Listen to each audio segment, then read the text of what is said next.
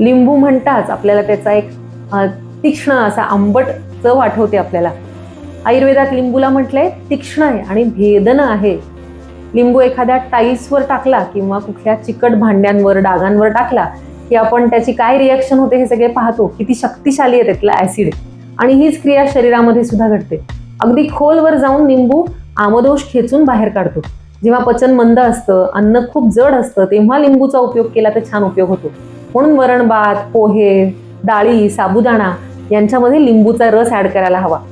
त्यामुळे गॅसेस होत नाहीत, पचन चांगलं होतं. पण लिंबूचं अतिसेवन पण नको, नाहीतर मग पित्त वाढू शकतं. अतिसेवनानं आम्लता वाढते शरीरातली. म्हणून जे तीक्ष्ण गुणधर्म असलेले जे पदार्थ आहेत ते थोडे नियंत्रणात, कमी प्रमाणात घेतले पाहिजेत.